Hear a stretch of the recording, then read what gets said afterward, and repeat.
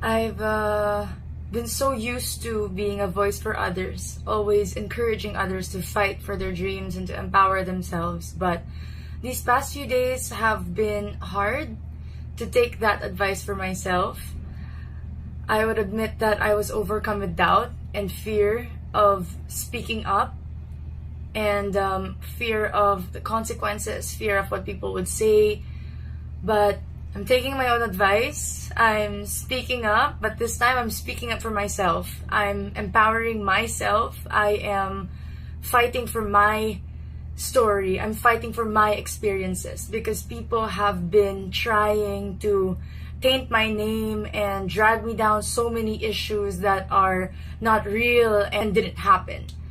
And I'm not doing this, I'm not sharing all this to attack anyone or to hurt anyone.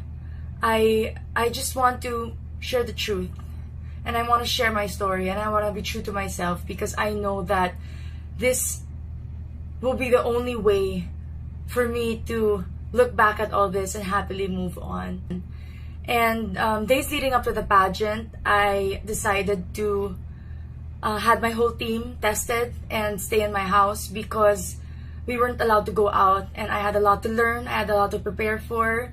I wanted to invest time into learning my hair and makeup, into knowing how to style myself, knowing how to work by myself, because we were all going to be independent up in Baguio. And I practiced my Q&A, I practiced my walking, everything. And days leading up to the pageant, it was a Sunday, I think it was the 11th of October. And I was so busy preparing for the pageant, and I didn't realize that I was exhausted and I was tired. I was busy handling businesses, work. I was catching up with all the brands that I had to work with, and I was also busy with my preparations in the pageant, and everything just became too overwhelming that I didn't even realize. So that day I woke up, and as I took my first steps, I passed out and I collapsed. And that day was really hard. It was 3 days before we were asked to check in, and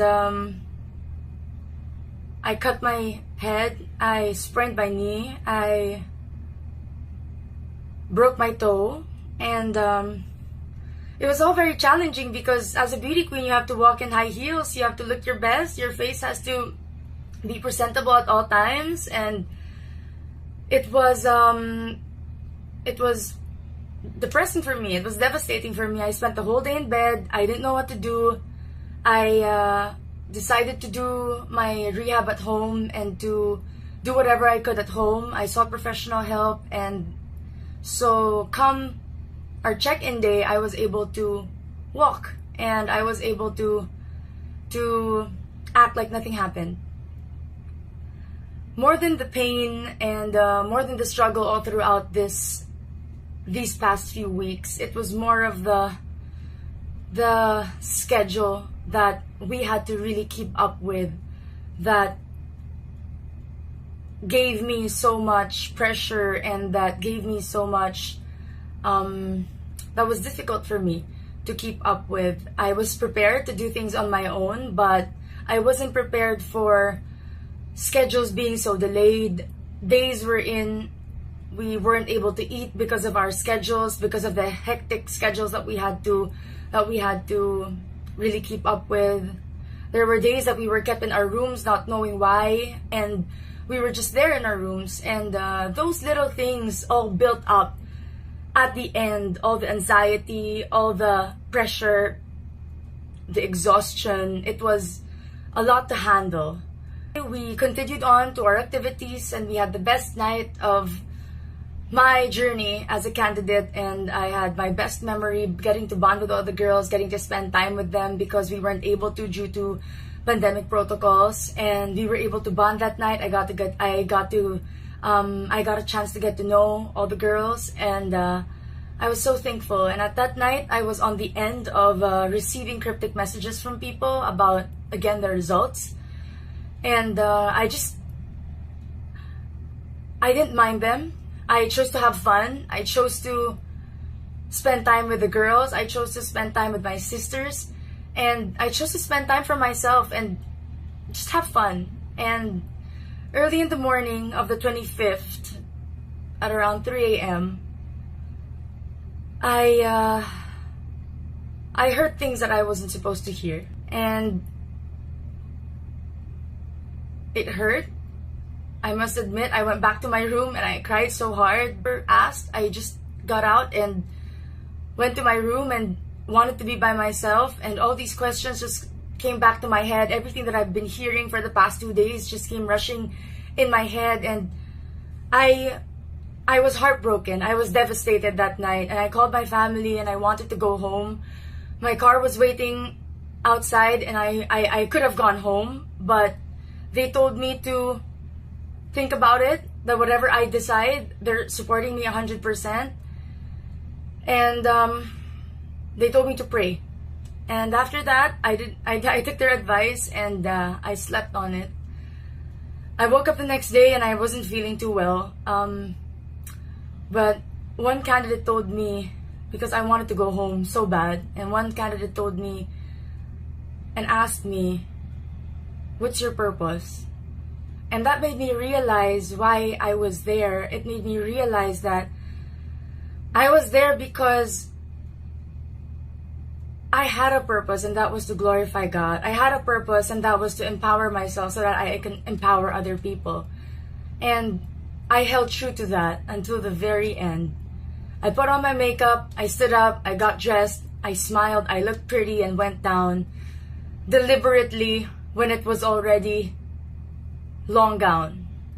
And top 16 was already walking for their long gown. And I knew that not so long we would crown the winner and everything would be over and I would be able to go home. And so I went down, and for one last time I told myself to smile for the show, for the cameras. And I did that. I went down, I sat down, I smiled, I greeted everyone, and news of the winner already leaked online because of I think the streaming, it was more advanced than ours. But when I got down, I saw that our feed was so delayed, and it was only part of the announcement of the top 16. And so many people came to me and was hugging me, and a lot of tears were happening around, and so many questions of why, how, what, just overwhelming me too much. And after knowing what I knew the past 2 days, everything just came crashing down on me. And I couldn't handle. I admit I wasn't strong enough to handle that at that moment. And I knew I was going to break down. I knew I was going to cry, and I didn't want to do that in front of the cameras. They tried so hard to get a breakdown off of me in the past, and it never worked. And I told them that I will not give them the satisfaction. And I went to the production and I told them that it was too hard for me, that I can't stay here. And I told them that I really want to leave. Can we please fast forward the feed? Because they already announced online who the winner was. And they said they can't because we have to finish the feed and we're filming. And I said, I can't do this. And I said, can we please just finish? And they told me they had to take the picture. And I said, can we just do it now? And they said they couldn't. And I said, I'm sorry that I had to leave. And I left. And at that moment, I just realized that for 9 months, I kept putting this journey first. I kept putting this organization first. And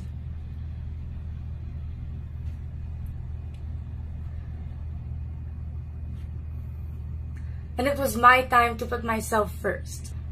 And so I did. And I went to my room. I got the remaining of my bags. I sent a message to Mama Jonas Gafford, and I told him my reason. I told him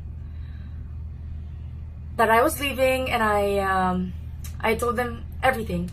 And so he said okay, and he said he was worried about what social media and what everybody would think, and I told him to not worry and I would handle everything.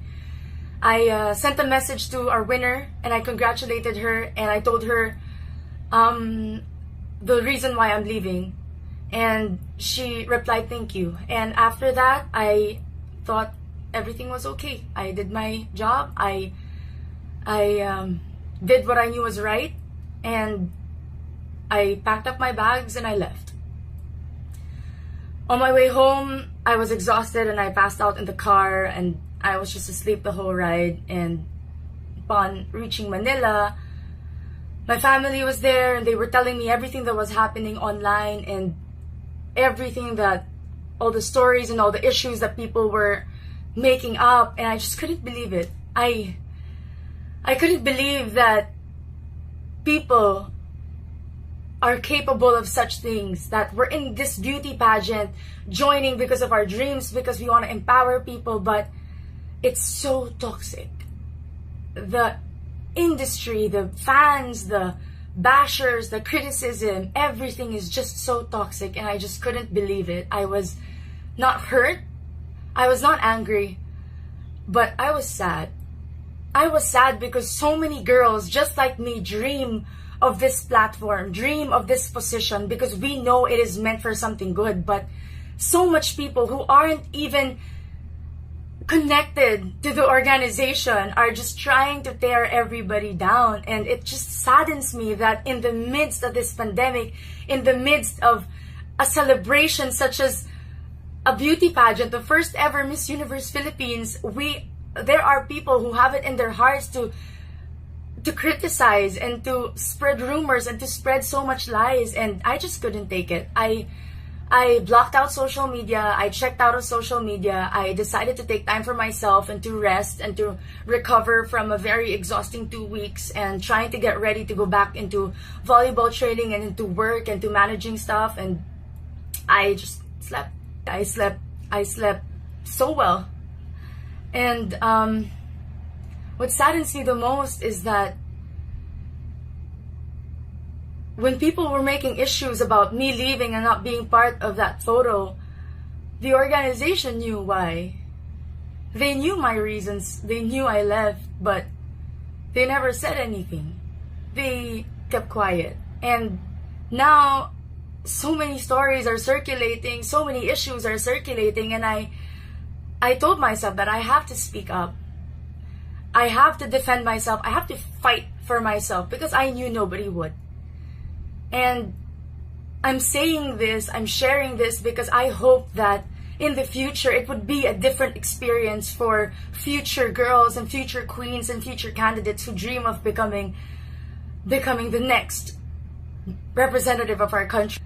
But I also want to take this time to remind everybody that we should stop bashing. We should stop spreading lies and negativity. And it doesn't mean that even though we are free to speak our hearts and our minds and share our passions about a certain topic, that it is okay to bring and take people down just because we feel bad. I never answered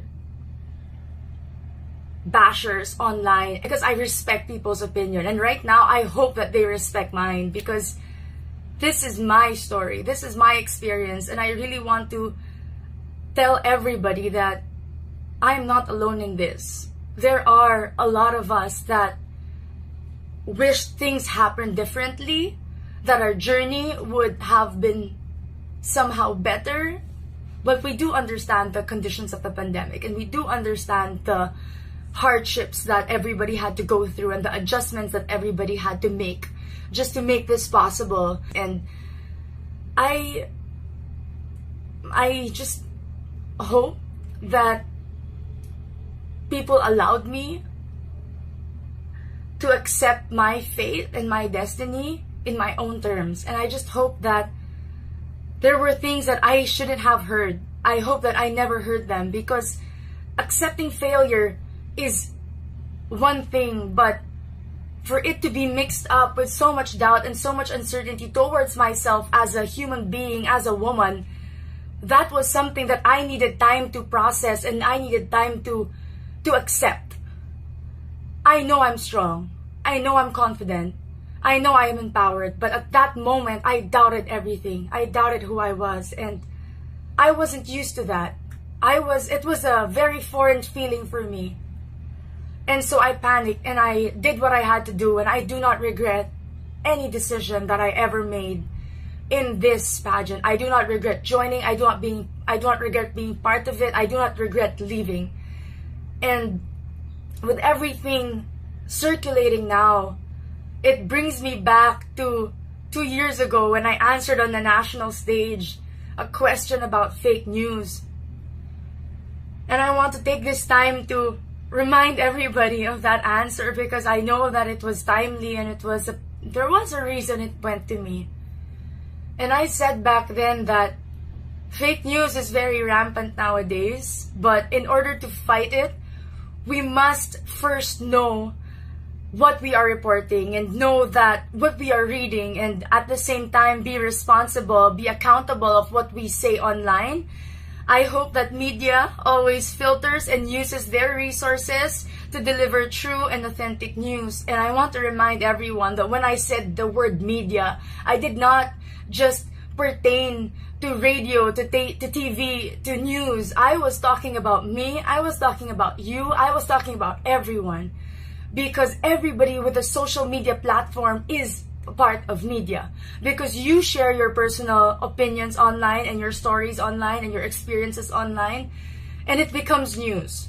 So we are all accountable for what is happening right now in the pageant industry, and we are all accountable and we are all responsible of all the lies and all the issues that have been circulating now, that have been affecting not only me but a lot more people. And I just want to take a stand on this, because the reason why we join beauty pageants is to be empowered and to stand up for people. And if we keep silencing women to speak up about certain things that are hurting them and are bothering them, then why are we here? What is this all for? If we keep telling people to keep quiet and to just accept their fate and to be humble, there is a difference between being humble and being silent. There is a difference between having dignity and knowing what you deserve as a person. Knowing that you have the confidence to fight for something. There is a big difference. You have to be brave. You have to have courage and to speak up in the midst of all this. I had to muster up every ounce of courage in my soul to be able to film this and to be able to come out with this, because it is not only affecting me, it is not only affecting the current batch, it will affect the future of pageantry. And I just want to say that as a queen, as a real queen, it's not just crowns that we should be fixing. We should be fixing society because we can. We should be fixing systems because we can. We should be fixing social issues because we can. We should be fixing the future because we can. And that's why we are here.